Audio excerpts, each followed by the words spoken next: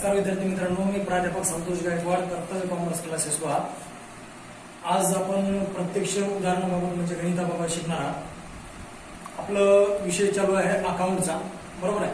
त्यामध्ये आपण पहिलं प्रकरण चालू केले भागीदारीची ओळख व अंतिम खाते। आपलं मित्र तेरीज पत्रक कशाला म्हणतात आणि समायोजना कशाला म्हणतात या गोष्टी झाल्या होत्या। तेरीज पत्रक आणि समायोजना, तेरीज पत्रक आणि समायोजना दोन्हीच्या आधारावर आपण काय तयार करतात, अंतिम खाते तयार करतात। हे पण आपण शिकलो होतो। अंतिम खाते म्हणजे काय, तर आर्थिक वर्षाच्या शेवटी तयार केलेले खाते त्याला आपण अंतिम खाते असे म्हणू शकतो। हे पण झालं होतं। तर मित्रांनो अंतिम खाते किती, तीन। पहिलं खातं कोणतं आहे, व्यापार खातं। दुसरं खातं कोणतं आहे, नफा तोटा खाते। आणि तिसरं कोण आहे, ताळेबंद। या तीन जण आपण काय म्हणू शकता, अंतिम खाते असे म्हणू शकता। तर आपल्याला कोणत्याही गणितामध्ये प्रश्नामध्ये प्रश्नामध्ये तेरीज पत्रक आणि समायोजना या प्रश्नामध्ये दिल्या जातात आणि उत्तरामध्ये उत्तर आपल्याला अंतिम खाते म्हणजेच पहिलं व्यापार खातं, दुसरं नफा तोटा आणि तिसरं ताळेबंद हे तीन खाते तयार करायचे असतात। ओके, तर प्रश्नामध्ये दिलं जातं तेरीज पत्रक आणि समायोजना आणि उत्तरामध्ये आपल्याला तयार करायचं असते त्याचं नाव काय आहे, अंतिम खाते म्हणजेच कोण, व्यापार खाते, नफा तोटा आणि ताळेबंद। तर मित्रांनो आज मी तुम्हाला एक व्यापार खाते, नफा तोटा, ताळेबंद एका प्रश्नाच्या आधारे करून दाखवत आहे। प्रश्न सर्वांना टेलिग्रामवर पाठवलेला आहे, बरोबर आहे। ज्यांना कोणाला पाठवलेला नसेल तर मी स्क्रीनवर आता हे प्रश्न दाखवलेला आहे। अजून कोणाला इथे क्लिअर दिसत नसेल तर आपला जे न्यू सिलेबस आहे त्यामध्ये जे अकाउंटचं बीकेचं पुस्तक आलेलं आहे त्या पुस्तकामधला पहिला प्रॉब्लेम, पहिलं गणित ते बी दया आणि क्षमा, दया व क्षमा हे दोन जण भागीदार आहेत त्या गणितामध्ये। ते गणित मी या ठिकाणी चालू करणार आहे। ज्यांच्याकडे गणित नाही त्यांना अगोदर गणित लिहून घ्या। व्यापार खाते, नफा तोटा आणि ताळेबंद हे तीन खाते आखून घ्या आणि गणिताला सुरुवात करा। मी जसं जसं एक एक समायोजना या ठिकाणी फळ्यावर लिहित जातो तसं तसं तुम्ही तुमच्या वहीमध्ये ती समायोजना लिहित जा, लवकरच गणित समजेल। ओके, तर मित्रांनो लक्षात ठेवा प्रश्नामध्ये आपल्याला दिलेलं आहे तेरीज पत्रक आणि समायोजना आणि आपल्याला उत्तरात तयार करायचे अंतिम खाते म्हणजे तीन खाते आणि तीन खाते या ठिकाणी काय केलेले आपण घेतलेले आहेत। तर मित्रांनो या ठिकाणी एक प्रश्न आहे दया आणि क्षमा, ते पुस्तकातला प्रश्न एका कागदावर लिहून घेतलेला आहे। त्यामध्ये पहिलं खातं आहे व्यापार खातं। कोणतं खातं आहे, व्यापार खातं, ते म्हणजे व्यापार खातं। त्याच्यामध्ये कोणते कोणते पद येतात ते यामध्ये दिलेले आहेत। फॉर्मॅट आहे, मी टेलिग्रामवर पाठवलेला होता। ज्यांना कोणाला तो मिळाला नसेल तर माझ्या प्रायव्हेट व्हॉट्सअप नंबरला तुम्ही मला हाय पाठवा, मी त्याच्यावर तुम्हाला याचे स्क्रीनशॉट पीडीएफ पाठवल। दुसरं खातं आहे नफा तोटा खाते। हे नफा तोटा खाते या ठिकाणी आहे, ते आपल्याला तयार करण्यासाठी यामध्ये कोणते पद येतात कोणते नाही या गोष्टी याच्यामध्ये दिलेल्या आहेत। तिसरा आहे मित्र ताळेबंद। तिसरं कोण आहे, ताळेबंद। या ठिकाणी ताळेबंदचा देखील फॉर्मॅट दिलेला आहे। हे तिन्ही फॉर्मॅट मी प्रत्येकांना टेलिग्रामवर व्हॉट्सअपवर पाठवलेले आहेत। ज्यांना कोणालाही मिळालेले नसतील तर मी या लिंकवर किंवा त्या युट्यूबमध्ये या व्हिडिओमध्ये मी पाठवत आहे, तुम्ही त्याची स्क्रीनशॉट देखील काढून घेऊ शकता। आणि त्यानंतर मित्र या आहेत समायोजना। या काय समायोजना, आपल्याला प्रश्नामध्ये काय दिल्या जातात, समायोजना दिल्या जातात। प्रश्नामध्ये तेरीज पत्रक दिलं जातं, तर कोणत्या कोणत्या समायोजना येतात लक्षात ठेवा। प्रत्येक समायोजनाचे दोन परिणाम होतात। प्रत्येक समायोजनाचे किती परिणाम होतात, याचे दोन परिणाम होतात। परिणाम दोन होतात। समजा कोणतीही समायोजना जर प्रश्नात दिली तर ती व्यापार खाते, नफा तोटा आणि ताळेबंद या तिघापैकी कोणत्याही दोन ठिकाणी समायोजना घेतली जाते, हे लक्षात ठेवा। म्हणून समायोजनाचे परिणाम किती होतात, दोन। आणि जे तेरीज पत्रकामध्ये कोणतेही पद दिलेलं असते त्याचा मात्र किती परिणाम होतो, एकच परिणाम होतो।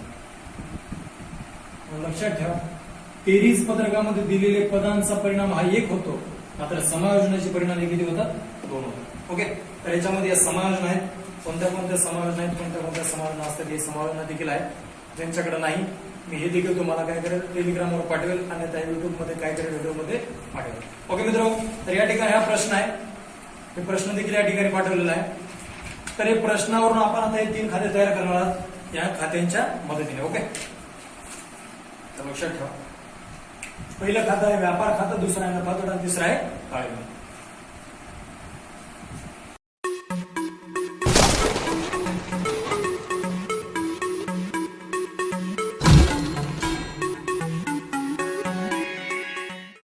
नमस्कार मित्रहो, हा प्रश्न लिहून घ्या, अन्यथा याची स्क्रीनशॉट काढा. ओके. तर मित्रांनो, हे अंतिम खात्याचं गणित सोडवत असताना आपल्याला प्रश्नामध्ये 23 पत्रक आणि समायोजन दिल्या जातात. तर नेहमी गणित काय करायचं, समायोजनापासून सुरुवात करायचं. नेहमी गणित सोडवत असताना गणित हा कशापासून सोडवलं जातं, समायोजनेपासून सोडवलं जातं. थोडस या पद्धतीने जर केलं तर आपल्याला गणित सोडवायला सोपं जातं. ओके, तर गणित हे समायोजनापासून सोडवा. तर पहिली समायोजन तुम्ही तुमच्याकडे पुस्तक असेल, पीडीएफ असेल पुस्तकाची देखील, ती देखील घेऊ शकता. ई भारतीय प्रत्येक पुस्तक उपलब्ध आहे. मी प्रश्न देखील तुम्हाला याच्यावर पाठविला जाईल व्हॉट्सअपवर, युट्यूबवर. तुम्ही त्याची देखील स्क्रीनशॉट घेऊन प्रत्येक प्रश्नाची एक एक समायोजन पाहू शकता. तर पहिली समायोजन आहे सवर्ण स्कंद 40,000. सवर्ण स्कंद किती आहे, 40. लक्षात ठेवा मित्रांनो, सवर्ण स्कंद म्हणजे काय, तर सवर्ण स्कंद म्हणजे आर्थिक वर्षाच्या शेवटी, कधी, आर्थिक वर्षाच्या शेवटी, आर्थिक वर्षाच्या शेवटी म्हणजे वर्षाच्या शेवटी शिल्लक राहिलेला माल, शिल्लक राहिलेला माल. कधी शिल्लक राहिलेला, आर्थिक वर्षाच्या शेवटी शिल्लक राहिलेला माल म्हणजेच काय, तर काय, सवर्ण स्कंद. कळालं, कधी आर्थिक वर्षाच्या शेवटी शिल्लक राहिलेला माल म्हणजे काय, सवर्ण स्कंद आहे. मित्र, ही समायोजन आहे. काय समायोजन, तर तुम्हाला आता सांगितलं प्रत्येक समायोजनाचा किती परिणाम होतो, 2. म्हणजे समायोजन हे 2 ठिकाणी घेतले जाते. तर पहिली समायोजन आहे सवर्ण स्कंद. तर सवर्ण स्कंद कुठं कुठं घेतली जाते, तर तुम्हाला या ठिकाणी समायोजनाचे पेज आहे, याच्यामध्ये पहिली समायोजन या ठिकाणी सवर्ण स्कंद. तर सवर्ण स्कंद कुठं कुठं घेतलं जातं, तर इथं सांगितलं पहिला परिणाम व्यापार खात्याच्या कुठं घेतलं जातं, जमा बाजूला. मित्र, जे सवर्ण स्कंद आहे ते पहिला परिणाम व्यापार खात्याच्या कुठे घेतलं जातं, जमाला. म्हणजे कोणतं खातं आहे, व्यापार खातं. त्याच्या कुठे घेतलं जातं म्हणे, जमा बाजूला. लक्षात ठेवा, खात्याला 2 बाजू असतात, एक बाजू आहे नावे, दुसरी बाजू आहे जमा. तर सवर्ण स्कंदाचा पहिला परिणाम आपल्याला सांगितला आहे व्यापार खात्याच्या कुठे घ्या, जमाला. म्हणजेच ह्या व्यापार खात्याच्या कोणत्या साईडला घेतलं, या साईड. मित्र, घेऊन टाका सवर्ण स्कंद. किंमत दिलेली आहे 40,000. लक्षात ठेवा, सवर्ण स्कंदाची व्याख्या आहे. सवर्ण स्कंद म्हणजे काय, तर आर्थिक वर्षाच्या शेवटी शिल्लक राहिलेला माल. वर्षाच्या शेवटी काय झालेला, शिल्लक राहिलेला माल म्हणजेच काय, सवर्ण स्कंद. सवर्ण स्कंद ही समायोजन आहे. समायोजन किती वेळेस घेतलं जातं, 2. त्यामधून आपण पहिल्यांदा कुठे घेतली, व्यापार खात्याच्या जमाला. ओके, 40,000. त्यानंतर दुसऱ्यांदा कुठे घ्यायला सांगितले, समायोजन पहा. समायोजन किती दिलेली आहे, सवर्ण स्कंद. पहिला परिणाम सांगितला होता व्यापार खात्याच्या जमा बाजूला घ्यावे. आपण व्यापार खात्याच्या जमा बाजूला घेतलेला आहे. त्यानंतर काय सांगितलंय, दुसरा परिणाम म्हणजे दुमार कुठे घ्यायचंय, तर दुसरा परिणाम सांगितलं ताळेबंदाचे कुठे घ्या, संपत्ती बाजूला. मित्र, जी समायोजन आहे सवर्ण स्कंदाची, ती एकदा सांगितली व्यापार खात्याच्या जमाला घ्या, आणि तुम्हाला सांगितलेल्या ताळेबंदाचे कुठे घ्या, संपत्तीला. हे लक्षात ठेवा, ताळेबंद आहे. ताळेबंदाची कोणती बाजू आहे, संपत्ती, आणि ही कोणती देयता. तर त्यांना सांगितलं ताळेबंदाच्या संपत्ती बाजूला घ्या, म्हणजे या साईड. इथे काय घ्या, सवर्ण स्कंद. सवर्ण स्कंद 40. लक्षात ठेवा मित्र, सवर्ण स्कंदाची किंमत 40,000 होती. ही आपण 2 वेळेस घेणार होता, कारण समायोजनाचे परिणाम किती होतात, 2 वेळेस होतात. आपण पहिल्यांदा कुठे घेतलं, व्यापार खात्याच्या जमाला घेतलं, आणि तुम्हाला कुठे घेतलं, ताळेबंदाच्या संपत्तीला घेतलं. पहिली समायोजन करेक्ट आहे. कोणाला काय अडचण असेल तर समायोजन थोडंसं लक्ष द्या, समायोजनच महत्वाच्या असतात, असंही लक्षात ठेवता येते तुम्हाला. सवर्ण स्कंद म्हणजे शेवटचा माल. स म्हणजे संपत्तीला, स म्हणजे कुठं, संपत्ती बाजूला, आणि व म्हणजे काय, तर व्यापार खात्याला. व म्हणजे काय, व्यापार खात्याला. म्हणून सवर्ण स्कंद लक्षात ठेवायचं, एक तर संपत्तीला घेतलं जातं, दुसरं व्यापार खात्याच्या जमाला घेतलं जातं. पण पहिली समायोजन मित्र झाली.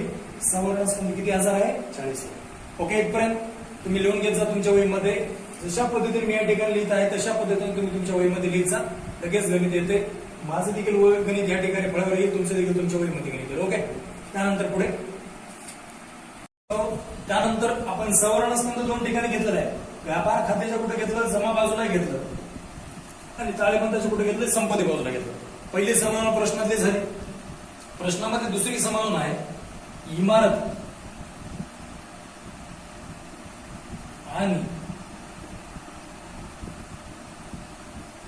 यंत्रसामग्रीवर अनुक्रमे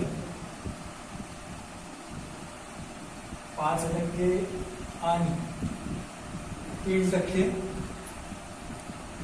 घसारा आकार. तर मित्रांनो, पहिली समावना होती सवर्ण स्कंदाची आणि दुसरी समावना आहे घसाऱ्याची. ओके, तर आपल्याला त्याला सांगितलेलं आहे प्रश्नामध्ये सांगितलं आहे घसारा आकाराला. घसारा आकारा म्हणजे याचा अर्थ पैसे काय करा, कमी करा. आपली घसाऱ्याची व्याख्या आहे संपत्तीच्या किमतीत झालेली घट म्हणजे काय, घसारा. तर लक्षात ठेवा, दोन संपत्ती दिल्यात आपल्याला. एक दिली इमारत आणि दुसरं कोण दिली, यंत्रसामग्री. पहिलं आहे इमारत, दुसरा यंत्रसामग्री. या दोन्ही मध्ये आपल्याला 5% आणि 3% काय करायचं आहे, घसारा करायचा. अनुक्रमे या शब्दाचा अर्थ काय, तर क्रमांकाने.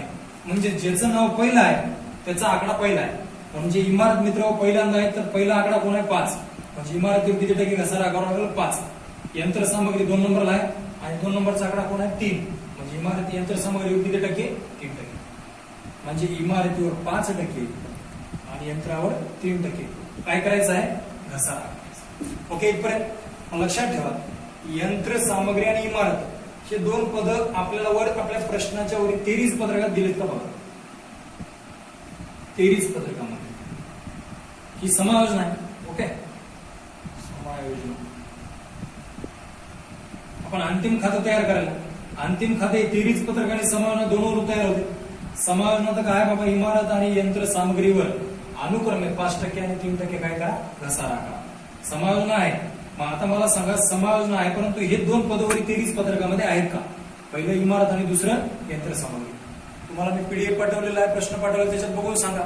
इथं माझ्याकडे प्रश्न आहे. तर इमारत आहे का बघा. तर इमारत दिलेला आहे बघा, कसरच्या खाली इमारतीची किंमत दिलेली आहे 75,000. आता मला सांगा मित्र, इमारत हे पद कुठे जाते. तर इमारत पद हे आपली काय असते, संपत्ती असते. इमारत आपली एक स्वतःची संपत्ती असते म्हणून इमारतीकडे संपत्तीला घेऊन टाका. इमारत किंमत आहे 75. इमारतीची किंमत किती आहे, 75,000. मित्र, इमारत ही आपण 75,000 रुपये संपत्तीला घेतलं, परंतु प्रश्न काय, समायोजन काय, इमारत आणि यंत्रसामग्रीवर अनुक्रमे म्हणजे क्रमांकाने 5%. इमारत पहिले नाव म्हणून त्याच्यावर 5, यंत्रसामग्री दुसरा म्हणून त्याच्यावर 3. काय करायचं, घसारा. लक्षात ठेवा, घसारा असेल, व्याज असेल, बुडीत कर्ज असेल, अकाउंट मध्ये आपल्याला काही काढायचं असेल तर एकच सूत्र आहे त्याचं. सूत्र असं सांगता येईल आपल्याला, किंमत गुणिले दर भागिले 100. सोपं सूत्र आहे. तर मित्र, घसारा काढायचा असेल, व्याज काढायचं असेल, बुडीत कर्ज काढायचं असेल, आपण सूत्र हेच वापरता. सूत्र आहे किंमत गुणिले दर भागिले 100. ज्याच्यावर घसारा काढायचा असेल त्याची किंमत घ्यायची, नंतर त्याचा दर घ्यायचा, भागिले 100 घ्यायचं. तर कोणावर घसारा सांगितलं आपल्याला, इमारतीवर. तर इमारतीची किंमत किती आहे, 75,000. गुणिलेला गुणिले, नंतर घ्यायला सांगितलं दर. इमारतीवर दर किती टक्के सांगितलं, 5% काढायला सांगितलं. दर घ्या 5%, भागिले 100ला 100. हे भागाकारातले 2 शून्य काढले, हे 2 गुणाकारातले 2 शून्य काढले. ही एकची किंमत नाही, म्हणजे याचा अर्थ भागाकारातले सर्व आकडे संपलेले आहेत. त्यांचा गुणाकार करून घ्या. 5 शून्य 0, 5चा पाडा 5, 5चा 5 25, 5 हाचे आणि 2, 5चा 7 पर्यंत, 7 5 35 आणि 2 37. 3,750. मग मित्र, 3,750 हा घसारा इमारतीवर आलाय का पहा. तुम्ही करून पहा. जसं गणितामध्ये सगळ्यात महत्वाची असते प्रॅक्टिस. तुम्ही जोपर्यंत स्वतः प्रॅक्टिस करून बघणार नाही तोपर्यंत तुम्हाला गणित येणार नाही. मग इमारतीवर घसारा 3,750. लक्षात ठेवा, प्रत्येक समायोजन हे समायोजन आहे. मी सांगितलं प्रत्येक समायोजन किती वेळेस घेतात, 2 वेळेस. तर मित्र, घसारा इमारतीवर किती आलेला आहे, 3,750 आलेला आहे. त्यानंतर कोणावर सांगितलं, यंत्रसामग्रीवर. त्याच्यावर किती टक्के सांगितलंय, 3%. आपण चला यंत्रावर काढू, म्हणजे यंत्रसामग्रीवर. प्रश्नात बघा, यंत्र जसं प्रश्नात इमारत दिले तसं यंत्र दिले का बघा. यंत्र पण दिलेलं, यंत्राची किंमत दिलेली आहे 1,14,800. किती दिलेली आहे, 1,14,800. मित्र, जसं आपण कोणावर काढला, इमारत. आता यंत्रावर यंत्राची किंमत दिलेली 1,14,800. त्याच्यावर किती टक्के सांगितलं? 3%. सूत्र येतच आहे, किंमत घ्या, घेतली यंत्राची किंमत गुणिले दर घ्या, दर 3% घेतला भागिले 100 घ्या. भागाकारातले 200 भेटले, गुणाकारातले 200 भेटले, एकची किंमत नाही. भागाकारातले सर्व आपले काय झालेले आहेत? कमी झालेले आहेत, म्हणजे नाहीच झालेले. वरी गुणाकार करून 3 चा 8 8 चा 3 8 3 24 ला 4 4 2 4 चा 3 4 12 12 2 14 ला 4 असा आला 1 3 1 3 3 1 4 3 चा 1 3 3,444. मित्रांनो 3,444 यंत्रावर घसारा आला का? पहा. ओके, मग लक्षात ठेवा, इमारतीवर घसारा आला 3,750 आणि यंत्रावर घसारा आला 3,444. घसारे दोन्हीवरही काढले का? आपण जसे सांगितले तसे काढले. इमारतीवर 5% सांगितलं, काढला 5%. यंत्रावर 3% सांगितलं का? यंत्रावर 3% काढला. मला सांगितलं आपल्याला विचारलं होतं घसारा ही समायोजना. मग घसाऱ्याची समायोजना काय सांगते पाहायला. जशी या ठिकाणी बघा, सवर्ण स्कंद आपल्याला 2 ठिकाणी सांगितलं होतं. पहिला परिणाम कुठं? व्यापार खात्याच्या जमाला घ्या आणि ताळेबंदाच्या कुठे घ्या? संपत्तीला घ्या. आपण घेतलं. आता आहे घसारा. इथे 4 नंबरला बघा घसारा सांगितलाय. घसारा काय करायचे इथे दिलं? घसारा पहिला परिणाम ताळेबंदाच्या संपत्ती बाजूला, त्या संपत्तीतून काय करा? वजा. म्हणजे लक्षात ठेवा, घसारा जो असतो तो ताळेबंदाच्या संपत्तीला, ज्याच्यातून आपल्याला घसारा वजा करायचा आहे ते वजा करायचा. पहिलं कोणावर सांगितलं? इमारतीवर. दुसरं कोणावर सांगितलं? यंत्रावर. म्हणजे इमारतीतून वजा करायचे 3,750 आणि यंत्रातून वजा करायचे 3,444. मग करून घेऊ तो वजा आपण. इमारतीतून किती सांगितले? 3,750. करा वजा. वजा 5% घसारा. किती टक्के घसारा आहे आपल्या इमारतीचा? 5% घसारा. वजा करा, किती आलाय? 3,750. त्यानंतर यंत्राचं सांगितलं. पहिले यंत्र सामग्री घेऊन टाका संपत्तीलाच. यंत्र सामग्रीची किंमत किती आहे? 1,14,800. वरी प्रश्न 23 पत्रकात दिला असेल बघा यंत्र सामग्री, ते बी घ्या. त्याच्यावर घसारा किती आलाय? 3,444. किती टक्के घसारा आहे? 3% वजा करा. 3% घसारा 3,444. घसारा वजा करा, बाहेर घ्या. 5 गेले 5 2 2 7 2 4 3 71,250. इमारतीची बाहेर आले. यंत्र सामग्री बघा 4 गेले 6 2 4 5 7 4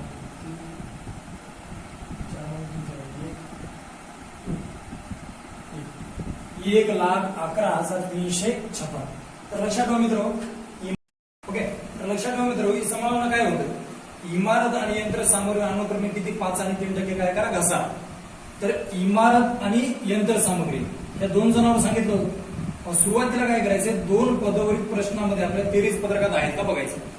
असेल तर सुरुवातीला इमारत आणि यंत्र सामग्री दोन्ही ताळेबंदाच्या संपत्तीला घ्यायचे. ओके, समजा आज 2 जणांवर घसारा विचारलाय, उद्या 3 जणांवर विचारतील, 4 जणांवर विचारतील, 5 जणांवर विचारतील. जेवढ्या जणांवर आपल्याला घसारा विचारला ते सर्व जण संपत्तीला घ्यायचे. ओके, एकाखाली एक एकाखाली घ्यायचे. इमारतीवर विचारला, यंत्र सामग्री विचारला, उद्या मोटार गाडीवर विचारतील, गुंतवणुकीवर विचारतील, इतर कोणावर विचारतील. ज्यांच्यावर घसारा विचारला ते सर्व पद्धतीकडे घ्यायचे. आज आपल्याला इमारत आणि यंत्र सामग्री दोघा विचारला, मग मी काय केलं? अगोदर इमारत घेतलं 75,000, त्याच्यानंतर यंत्र सामग्री घेतली 1,14,800. त्यांच्या किमती प्रश्नात दिल्या होत्या, त्याच किमती घेतल्यात, मला घेतलेल्या नाही. किमती घेतल्याच्या नंतर समाधान होते बाबा 5% आणि 3% काय करा? घसारा काढा. मी बघा याच्यावर 5% इमारतीवर काढलेला आहे आणि यंत्रावर 3% घसारा काढलेला आहे. नंतर सांगितलं घसारा काय करतात? वजा करतात. याच्यातच दाखवलं तुम्हाला. घसारा हा पहिला परिणाम ताळेबंदाच्या संपत्तीला काय करतात? वजा. मी घसारा सुरुवातीला काय करून टाकला? इमारतीचा 5% इमारतीतून वजा केला आणि यंत्राचा 3% यंत्रातून वजा केला. वजा केल्याच्या नंतर इमारतीचे पैसे इतके आले आणि यंत्राचे पैसे इतके आले. इथपर्यंत ओके आहे. त्यानंतर लक्षात ठेवा, मी सांगितलं एकाच समायोजनाचे किती परिणाम होतात? 2. आपण पहिला परिणाम केला घसाऱ्याचा. घसाऱ्याचा पहिला परिणाम काय केला? आपण ताळेबंदाच्या संपत्तीला वजा केला. चला आता 3,750 इमारतीचे घसारा आणि यंत्राचा 3,444 हे दोन्ही घसारे आपण वजा केले. आता वजा केल्याच्या नंतर दुसऱ्यांदा कुठं सांगितलं ते बघा, दुसरा परिणाम सांगितलं नफा तोट्याच्या कुठे घ्या, नावेला घ्या. म्हणजे लक्षात ठेवा मित्र, आपल्या ताळेबंदाच्या संपत्तीला इथून जे कोणी वजा होईल, वजा झालेले पैसे नफा तोट्याच्या नावेला घ्या, ते लक्षात ठेवा. इथून वजा झाले संपत्तीला की ते पैसे नफा तोट्याचे कुठे येतात, नावेला. आता कोण कोण वजा झाले, इमारतीतून 3750 म्हणजे 3750 वजा झाले आणि यंत्रातून 3444 वजा झाले. हे दोन्ही पैसे इथं. ओके, तर एका आहे घसारा, त्याचं नाव टाका घसारा. आपण त्याला खाते देऊ म्हणू शकतो, घसारा खाते. डॅश मारा. पहिले इमारतीचा घसारा वजा केला आपण आणि नंतर कोणाचा वजा केला, यंत्र किंवा यंत्र सामग्रीचा. इमारतीचा किती केला, 3750 आणि यंत्र सामग्रीचा किती केला, 3444. दोन्हीचा घसारा किती होता बघा भाई, 0 4 5 4 7 4 7194. दोन्ही मग घसारे झाले. हे तुम्ही वेगवेगळा जरी घसारा लिहिला तरी काही अडचण नाही, एकत्र लिहिला तरी काही अडचण नाही. मित्रांनो, समारोह नंबर 2 झाली का, तिथपर्यंत ओके आहे. समारोह नंबर 3 बघा काय. त्यानंतर समारोह नंबर 3 काय पहा, प्राप्त विपत्रात रुपये 3000च्या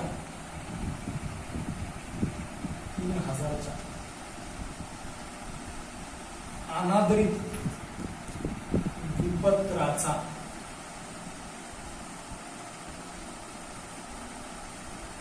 समावेश आहे. ओके, तर लक्षात ठेवा कशामध्ये मित्र, प्राप्त विपत्रामध्ये रुपये कितीच्या, 3000च्या विपत्राचा काय, अनादरित विपत्राचा समावेश आहे. अनादरित विपत्र म्हणजे काय, ज्याचे पैसे अजूनही आपल्याकडे आलेले नाहीत. मग मला सांगा, ह्या प्राप्त विपत्रामध्ये 3000 रुपये कशाचे, अनादरित विपत्राचे. अनादरित म्हणजे काय, ज्याचे 3000 रुपये अजून आपल्याकडे आलेलेच नाहीत, पण तरी आपण ते कशात लिहिलेले आहेत, प्राप्त विपत्रामध्ये लिहिलेले आहेत. ओके, इथपर्यंत. पण लक्षात ठेवा, आपल्याला ताळेबंदामध्ये वरी समायोजनामध्ये किंवा 33 पत्रकामध्ये, 33 पत्रक बघा, 33 पत्रकामध्ये बघा प्राप्त विपत्र हे पद दिलंय का, आहे का बघा, डाव्या बाजूला 2 नंबरलाच पद आहे बघा, प्राप्त विपत्र स्कंदाच्या खाली 28,000. तर प्राप्त विपत्र हे संपत्तीला जाते, बरोबर आहे, तिकडे संपत्तीला घेऊन टाका प्राप्त विपत्र. प्राप्त विपत्र 28,000. लक्षात ठेवा, विपत्राचे 2 प्रकार असतात. विपत्र एक असते देय विपत्र, एक असते प्राप्ती विपत्र. जे आपण देतात त्याला म्हणायचं देय विपत्र, जे आपल्याला मिळते त्याला म्हणायचं प्राप्ती विपत्र. देय विपत्र हे देयताला घेतात, प्राप्ती विपत्र हे संपत्तीला घेतात. तर हे कोणतं आहे, प्राप्ती विपत्र म्हणून संपत्तीला घेतो. ओके, 28,000. समाधान नका बघा, प्राप्त विपत्रात 3000च्या अनादरित विपत्राचा काय समावेश आहे. म्हणजे जे 28,000 आहेत ह्याच्यामध्ये 3000 कसे आहे, तो अनादरित आहे. जे अनादरित आहेत ते काढून टाकतात, बरोबर आहे, ते ठेवायचे नाही. तरी तुम्हाला इथे समावेश आहेच दिलं जाणार. जर आपल्याकडे कोणतं अनादरित प्राप्त विपत्र असेल तर काय सांगितलं इथं पहा, अनादरित प्राप्त विपत्र नंबर 21 चे समावेश आहे. ताळेबंदाच्या संपत्ती बाजूला प्राप्त विपत्रातून काय करा, वजा करा. मी तेच सांगितलं तुम्हाला, या प्राप्त विपत्रात 3000 जर ते अनादरित असतील तर ते काढून टाकायचे. मग त्या 28,000 मध्ये 3000 कशा येतो, अनादरित आहे, ते वजा करा. वजा अनादरित विपत्र 3000 म्हणजे 28,000 मध्ये 3000 कोणते होते, अनादरित, जे आपल्याकडे आलेच नाही. हे आपण आलेत म्हणून असं लिहिलं होतं, पण ते आलेले नाहीत, त्याच्यासाठी ते काढून टाका. मग 28,000 3000 काढले ते किती रुपये आले भाई, 25. इथपर्यंत ओके. मी सांगितलं एका एका समायोजनाचे किती किती परिणाम होतात, 2. आपण ही समायोजन नंबर 3 ची घेतली, तिचा एकच परिणाम झाला सध्या. प्राप्त विपत्रात 3000च्या अनादरित विपत्राचा समावेश होता. तर पहिल्यांदा आपण ते प्राप्त विपत्रातून काय केलं, वजा केलं, एक परिणाम झाला. आता दुसरा परिणाम पहा, अनादरित प्राप्त विपत्र. पहिला परिणाम काय केला आपण, ताळेबंदाच्या संपत्ती बाजूला प्राप्त विपत्रातून वजा करा केलं. त्यानंतर दुसरा परिणाम बघा, ताळेबंदाच्या संपत्ती बाजूला ऋणकोत अधिक करा. म्हणजे याचा अर्थ जे प्राप्त विपत्र 3000 कसे होते, अनादरित होते, हे 3000 आपण प्राप्त विपत्रातून वजा करायला सांगितलं, केलं. आता हे 3000 वजा केलेले लगेच ताळेबंदाच्या संपत्तीला ऋणकोत लगेच इथं काय करा म्हणे अधिक करा. मग ज्याच्यात वजा करायचं सांगितलं तिथून वजा करा, ज्याच्यात अधिक करायचं सांगितलं तिथं काय करा अधिक. प्राप्त विपत्रातून 3000 वजा करायला सांगितले होते आपण, 3000 वजा केले. कशात अधिक करायला सांगितलं तर ऋणकोत अधिक करायला सांगितलं. मग वरील 23 पत्रकामध्ये ऋणको हे पद असेल विविध ऋणको म्हणून, ते विविध ऋणको तिथे घेऊन टाका. ओके, आहे का बघा विविध ऋणको आहे बघा, मजुरीच्या खाली 1,32,500. ठीक आहे, विविध ऋणको 1,32,500 घेतलं. मित्र मला सांगा, समायोजन अशी होती बाबा, प्राप्त विपत्रात 3000च्या अनादरित विपत्राचा समावेश आहे. तर दोन परिणाम होते, एक तर या प्राप्त विपत्रातून वजा करा, केलं वजा करा, आणि ऋणको मध्ये काय करा म्हणे, ऋणको मध्ये अधिक करा. दोन परिणाम सांगितले, एक परिणाम वजा, दोन परिणाम अधिक. वजा कोणातून, प्राप्त विपत्रातून. पहा, प्राप्त विपत्रातून 3000 काय केले मी वजा, पहिला झाला. दुसरा नंबर सांगितलं ऋणकोत काय करा अधिक. मग इथून हे 3000 वजा केले, पण हे 3000 इथे जाऊन काय करायचं अधिक करा, अधिक त्याच्यामध्ये अधिक अनादरित प्राप्त विपत्र. कोणाचे पैसे ते प्राप्त विपत्राचे आहेत, बरोबर आहे. कोणते आता अनादरितचे, पण अनादरित प्राप्त विपत्र किती हजार, 3000. अधिक करायचं अधिक करा, इथून वजा केलं, ह्याच्यात अधिक, इथं अधिक करा. 1,32,500 3000 अधिक करा, खालीच बेरीज घे 1,35,500. ऋणकोवर खाली 4 नंबर 5 नंबरचे समायोजन आहे, त्याच्यासाठी ऋणकोचे पैसे आपण बाहेर न लिहिता इथंच लिहा. की 4 नंबरचे 5 नंबरची समायोजन झाल्याच्या नंतर मग आपण पैसे काय करतो, ऋणकोची माहिती होतो. ओके, तर 3 नंबरची समायोजन झाली, या ठिकाणी कोणाला काही अडचण आहे का पहा. प्राप्त विपत्रात 3000च्या अनादरितचा समावेश होता, म्हणून प्राप्त विपत्रातून वजा करायला सांगितलं, आपण वजा केलं. ऋणको मध्ये अधिक करायला सांगितलं, आपण ऋणकोत बी काय केलं अधिक केलं. समावना किती झाल्या 3. पहिली समावना होती सवर्ण स्कंदाची, लक्षात ठेवा 3 कोणत्या झाल्या. नंबर 1 ची समावना होती सवर्ण स्कंदाची. पहिला परिणाम व्यापार खात्याच्या कुठे घ्यायला सांगितलं होतं, जमाला घेतलं. आणि ताळेबंदाचे कुठे घ्यायला सांगितलं होतं, संपत्तीला. लक्षात ठेवा, शॉर्ट नोट ठेवा अशा काढून. सवर्ण स्कंद 2 ठिकाणी सांगितलं, व्यापारच्या जमाला व्यापारच्या जमाला सवर्ण स्कंद घेतले. दुसरं ताळेबंदाच्या संपत्तीला सांगितले, ताळेबंदाच्या संपत्तीला इथेही सवर्ण स्कंद घेतले. म्हणजे पहिली समावना आपण 2 परिणाम केले. 2 नंबरची समावना मी घेतली होती तुम्हाला घसाऱ्याची, त्याचा पहिला परिणाम होता संपत्तीतून वजा करा. संपत्तीतून काय करा, वजा करा. आणि दुसरं नफा तोट्याच्या नावे. जर कोणता बी घसारा असेल तर संपत्तीतून काय करायचं, वजा करायचं. आणि नफा तोट्याच्या पुढे घ्यायचं नावेला. आपण 2 जनावरला घसारा काढला, एक तरी इमारतीचा, एक तरी यंत्राचा, दोन्हीचा. मग ह्याच्यातून काय दोन्हीतून काय केले, वजा केले. म्हणजे संपत्तीतून काय झालं, वजा झालं. आणि वजा केलेलेच पैसे नफा तोट्याच्या कुठे घ्यायला सांगितलं, नावेला. म्हणून पहिला परिणाम संपत्तीतून वजा झाला, दुसरा नफा तोट्याच्या कुठे झाला, नावेला. ही समावना पहिली झाली, ही समावना दुसरी झाली, आणि ही समावना काय झाली, तिसरी. प्राप्त विपत्रात 3000च्या अनादरित विपत्राचा समावेश होता. तर प्राप्त विपत्रातून काय म्हणतो, वजा करा. आणि ऋणको मध्ये काय करा, अधिक. तर मी प्राप्त विपत्रातून वजा पण केला होता, प्राप्त विपत्रातून 3000 वजाही केले, आणि ऋणको मध्ये 3000 काय केले, अधिकही केले. मित्रांनो 3 समावना झाल्या. 3 समावना जर कोणाला काही अडचण असेल तर कमेंट मध्ये विचारू शकता. ओके, इथपर्यंत मला असं काय वाटत नाही बाबा तुम्हाला काय अडचण असेल. ओके, जर कोणाला अजूनही अडचण असेल तर तुम्ही मला विचारू शकता. नंबर 4 समावना बघा. नंबर 4 नंबरची समावना बघा का, दया यांनी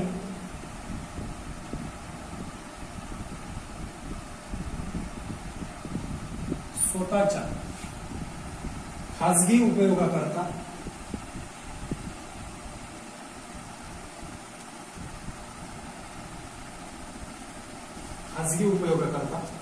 रुपये 1000चा माल उचलला, त्याची लेखा पुस्तकात नोंद नाही. प्रत्येकाकडे प्रश्न असेल. ओके, तरी मी प्रश्न या ठिकाणी फळावर लिहित आहे, तुम्हाला जास्तीत जास्त समजावं. प्रश्न नसेल तर पुस्तक ई भारतीमधून डाउनलोड करा. त्याचा पहिला प्रश्न चालू आहे. या प्रश्नाची मी तुम्हाला पेजेसची जी स्क्रीनशॉट आहे ती देखील व्हिडिओच्या सुरुवातीला दिलेली आहे. तर बघा, दया याने, दया कोणावर या ठिकाणी दया आणि क्षमा यांच्या पुस्तकात, म्हणजे आपण जे गणित करत आहात त्या गणिताचे दोन कोण आहेत, भागीदार आहेत. त्या दोन गणिताचे कोण आहेत, मालक आहेत. कोण कोण मालक आहे, दया आणि क्षमा. म्हणजे आपल्या ही व्यवसायाची कोण आहे, मालकी नाही. कोण आहे, दया.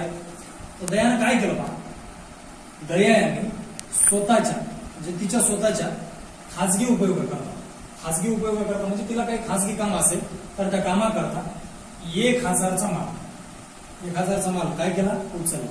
मित्र मला सांगा, दयानं तिच्या स्वतःच्या कामासाठी जर 1000चा माल जर व्यवसायातून घेतला तर त्याला आपण काय म्हणतो, उचलला. म्हणजे उचल केली. काय केली, उचल केली. ओके, कोण उचल केली बरं, दयानं उचल केली. मग लक्षात ठेवा, दया यांनी स्वतःच्या खाजगी उपयोगाकरता 1000चा माल काय केलाय, उचललाय. परंतु त्याची पुस्तकात काय झाली नाही, नोंद नाही. मात्र ते नोंद करायचं काय राहिले, विसरून राहिले. दयाने 1000चा माल स्वतःसाठी घेतला, परंतु तिची तिने काय केली नाही, नोंद केली नाही. तिच्या नोंद करायचं काय झालंय, विसरले. मात्र दयाच्या जरी नोंद करायचं विसरले तर आपण, तुम्ही हुशार आहात तर तुम्ही ती नोंद केली पाहिजे. ओके, तर मित्र लक्षात ठेवा, माल कोण उचलला, दयानं. बघा लक्षात ठेवा, ही व्यवसायाचा मालक, व्यवसायाचा कोण आहे, मालक. आणि हा व्यवसाय, हा व्यवसायाचा मालक आणि हा कोण आहे, व्यवसाय म्हणजे दया. जर या दयानं व्यवसायात पैसे आणले, समजा दयानं काय केलं, व्यवसायामध्ये 5000 रुपये दिले, आणले व्यवसाय, तर त्याला भांडवल म्हणतात. त्याला काय म्हणायचं, भांडवल. व्यवसाय मालकानं व्यवसायात आणलेला पैसा म्हणजे काय, भांडवल. पण व्यवसाय मालकाने व्यवसायातून काढलेला पैसा असेल, काढलेला पैसा असेल किंवा काढलेला माल असेल, काय असेल, त्याला म्हणायचं उचल. ओके, मालकानं जर व्यवसायात आणलं तर भांडवल आहे, मालकाने व्यवसायातून काढलं तर उचल केली म्हणायचं. समजा मी या बिझनेसमध्ये, कर्तव्य ट्युशन मध्ये मी घरून 5000 जर आणले तर ते माझं काय झालं, भांडवल. पण इथूनच 5000 जर नेले तर ती झाली उचल. लक्षात ठेवा, मालकानं म्हणजे दयानं पैसे आणले नाही तर व्यवसायातूनच काय घेऊन गेली, तिने 1000चा माल काय केलाय, स्वतःसाठी नेलेला आहे. ह्या सरळ सरळ आपण म्हणू शकता उचल केली. कोण उचल केली, दयानं केली. आता कशी उचल केलेली, खाजगी उचल केली म्हणजे खाजगी कामासाठी. लक्षात ठेवा, दया यांनी खाजगी कामासाठी उचल केली तर त्याचे दोन परिणाम आहेत. त्याचे किती परिणाम, प्रत्येक समावेश आहे, ही समावेश नंबर 4 आहे, त्याचे दोन परिणाम काय होतात बघा. नंबर 4 ची खाजगी उचल, उचल आहे खाजगी उचल. कोणीही करू जा, समजा दयाने केली तरी हेच परिणाम करा, क्षमाने केलं तरी हेच परिणाम करा, कोणीही करू जा. जर खाजगी उचल जर कोणी केलं तर लक्षात ठेवा, भांडवलातून वजा, पहिला परिणाम.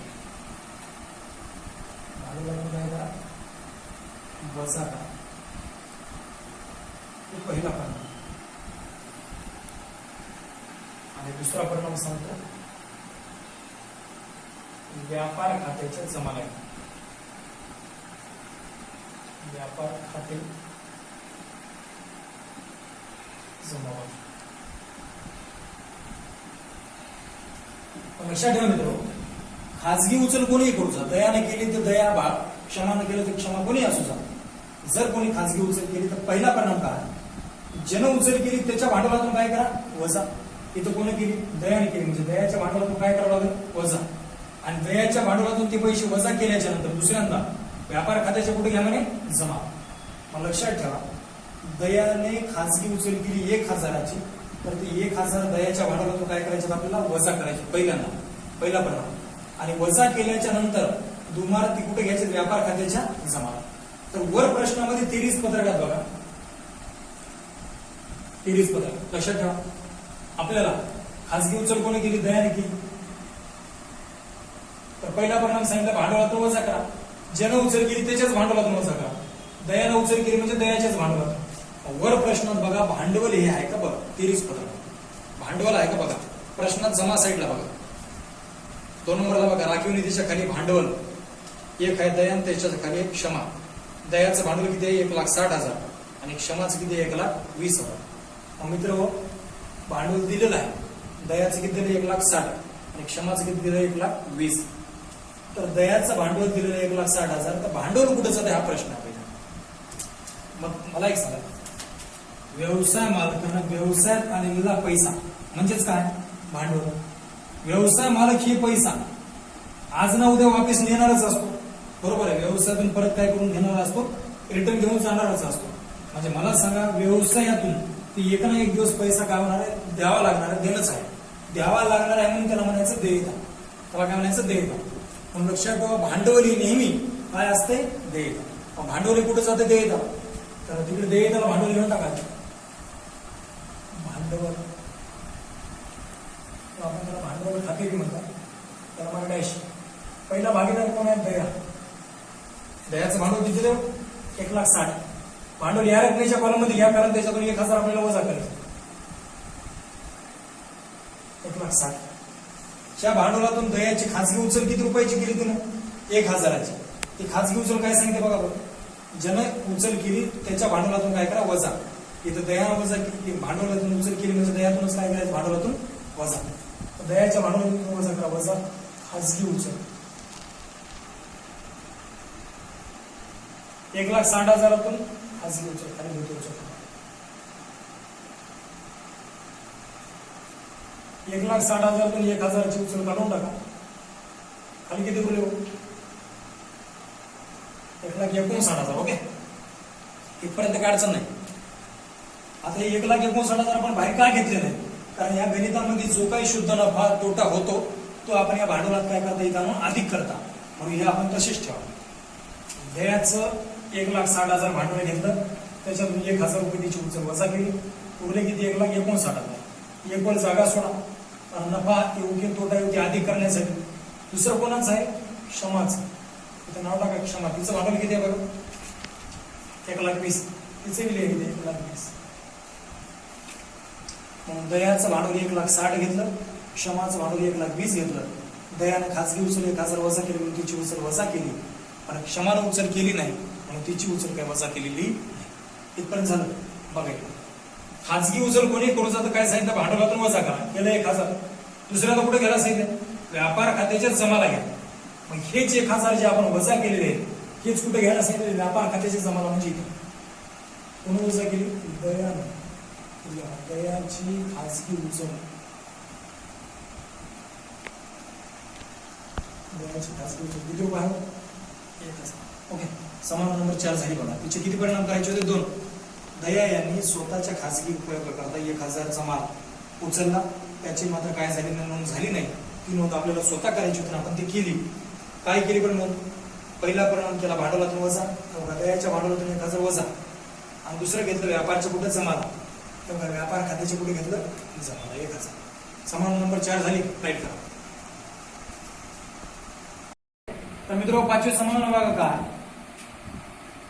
नंबर 5 बुडीत कर्ज. रुपये 1,800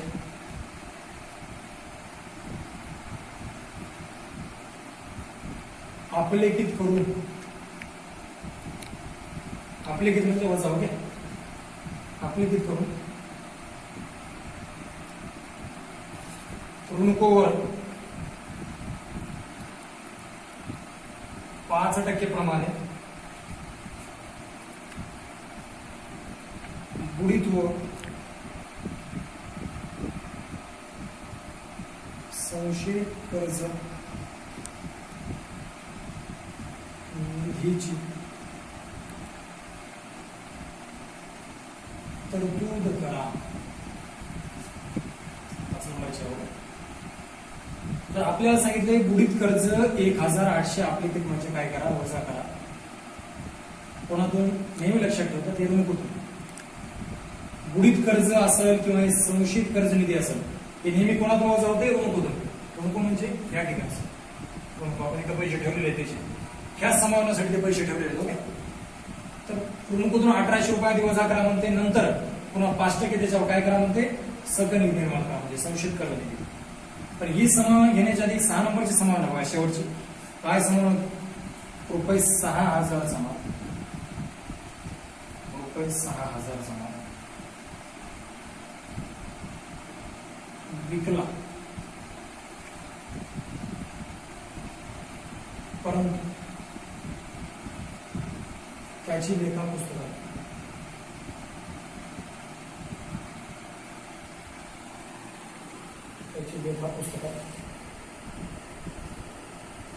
नोंद नाही.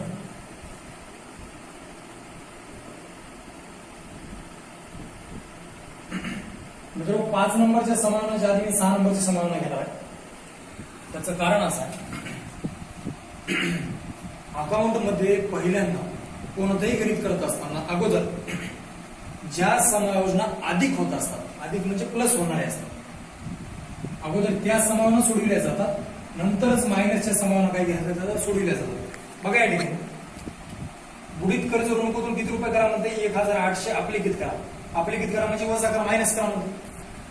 म्हणजे याचा अर्थ ऋणकोतून आपल्याला आधी 1,800 रुपये काय करायचं सांगितलं? तो वजा. परंतु त्याच्या खालची समावना आहे 6,000चा माल काय झाला? विकला. परंतु त्याची लेखा पुस्तकात काय नाही? नोंद नाही. माल विकलाय परंतु त्याची नोंद करायची मात्र ती काय झालेली आहे? विसरलेली आहे. तुम्ही हुशार म्हणून तुम्हाला नोंद करायचा अधिकार मिळाला. ओके, तर लक्षात ठेवा 6,000चा माल काय झालाय? विकलाय, परंतु त्याची नोंद काय नाही? पुस्तकात झालेली नाही. नोंद झालेली नाही त्याला म्हणायचं अनोंदित.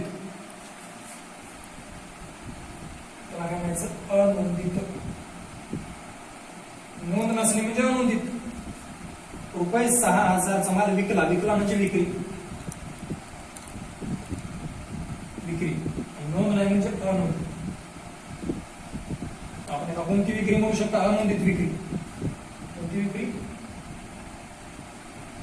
अनोंदित विक्री. ओके, 6,000चा माल विकला, विकला म्हणजे ती विक्री आहे.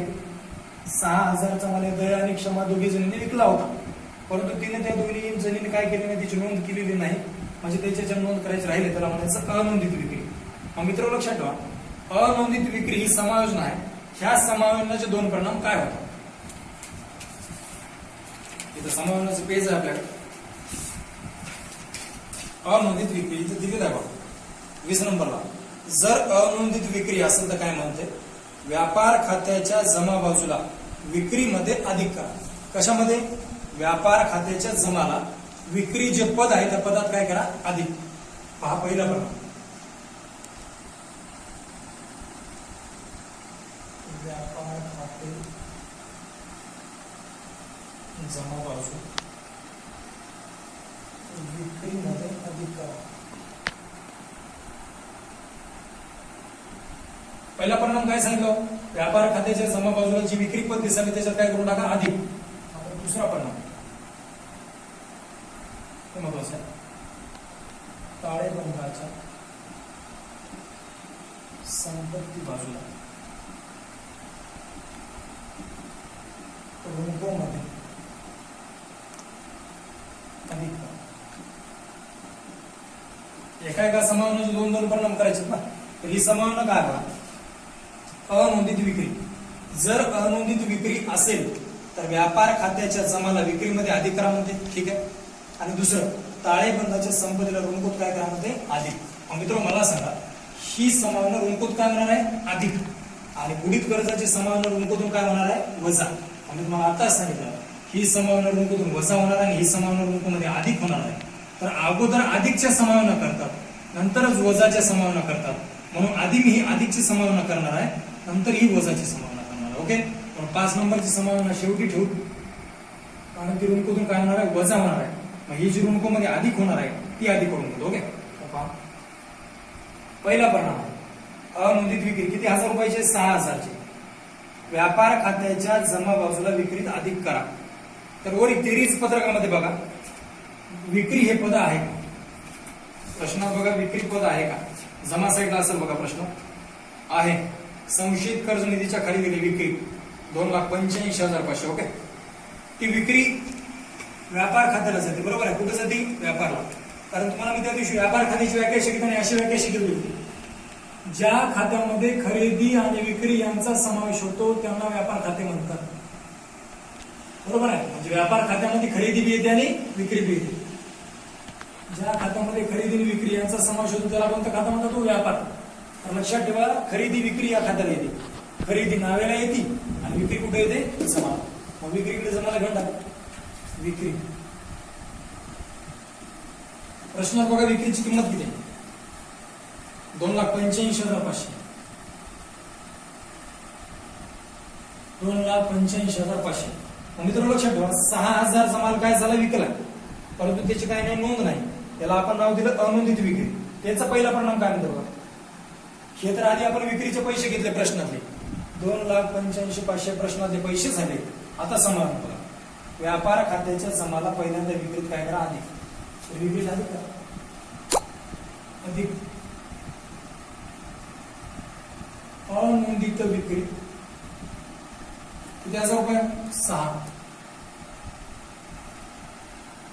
2,85,500 6,000 अधिक खाली सांगा. 2,91,500 ते का? मी जशा पद्धतीने गणित कराल तसं तुमच्या वहीवर तुम्ही गणित करा, तेव्हा आपल्या सर्वांचं गणित काही यूज आहे. असं फार माझं ताळेबंदाची बेरीज चालली तो तुमचं व्यापार खातं सुरू आहे असं नका करू. विक्री 2,85,500 होती. ओके. त्याच्यामध्ये अनोंदित विक्री 6,000 रुपये आपण काय केली? अधिक. आता हे झाला पहिला परिणाम, अधिक केली. दुसरा काय म्हणतो? ताळेबंदाच्या संपत्ती बाजूला ऋणकोट मध्ये काय करा? ते अधिक करा. आणि हेच 6,000 इथे एकदा अधिक केले, नंतर ताळेबंदाच्या संपत्तीला ऋणकोट बी काय करा? अधिक करायचं. अधिक अनोंदित विक्री 0,05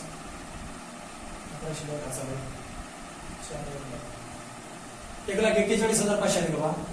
करून 5 होईल. समायोजन नंबर 6 झाली का? रुपये 6,000चा माल विकला. विकला म्हणजे विक्री, आणि त्याची एका पुस्तकात काय नाही? नोंद नाही. नोंद नाही म्हणजे काय? अनोंदित आहे. मग अनोंदित विक्री त्याचे 2 परिणाम होते. व्यापार खात्याच्या जमाला विक्रीत अधिक करा. व्यापाराच्या जमाला विक्री घेतली, त्याच्यात विक्री अनोंदित विक्री अधिक केली. आणि दुसरा परिणाम ताळेबंदाच्या कुठे घेतला? संपत्तीला ऋणकोत बी काय करा? अधिक. मग ताळेबंदाच्या संपत्तीला कुठं? ताळेबंद संपत्ती बाजूला ऋणकोत काय केलं? अधिक केलं. इथपर्यंत काय अडचण आहे का? समायोजन आपल्या किती संपल्या? मग 5 झाले. म्हणजे याचा अर्थ मी ही आधी समावना का घेतली नाही त्याचं कारण तुम्हाला आता सांगितलं. कारण हे वजा करायला सांगितलं होतं, म्हणजे आधी अधिकच्या समावना होतात मग वजाच्या होतात. ही अधिकची समावना होती म्हणून मी अगोदर ही घेतली. आता मात्र वजाची समावना करायला काही हरकत नाही. तर शेवटची समावना हे बघा किती झाली आहे? 5. मोरू काही थोडा आवाज बसलेला आहे मित्र, कारण खूप दिवस झालं क्रिएट नाहीत, गॅप आहे. आज गणित शिकवत आहात त्याच्यासाठी घशाला थोडासा प्रॉब्लेम होता, समजावून घ्यायचा.